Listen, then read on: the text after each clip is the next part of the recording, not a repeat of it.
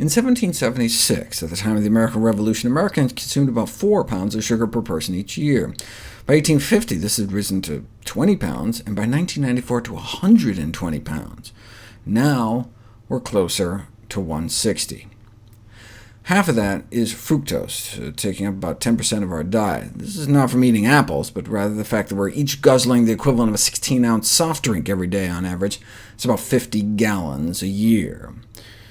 Even researchers paid by the likes of the Dr. Pepper Snapple Group and the Coca-Cola Company acknowledge that sugar is empty calories, containing no essential micronutrients, and therefore, if we're trying to reduce caloric intake, reducing sugar consumption is obviously the place to start.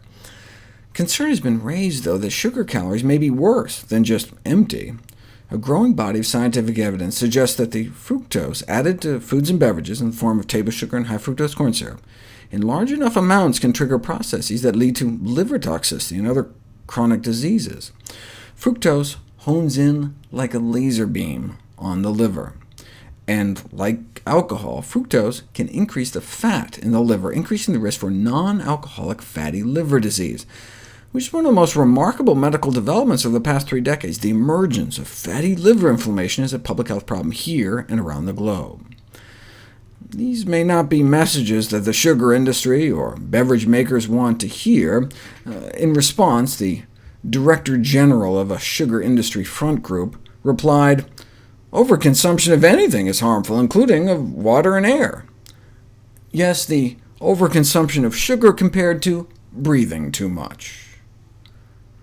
As one author expressed, "I suppose it's natural for the vast and powerful sugar interests to seek to protect themselves, since sugar takes up the single greatest percentage of our daily caloric intake."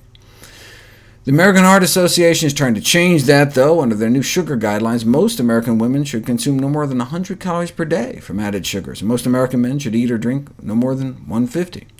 That means 1 can of soda could take us over the top for the whole day. Similarly, the new draft guidelines from the World Health Organization suggest we could benefit from restricting added sugars to under 5% of calories. That's about 6 spoonfuls of added sugar a day.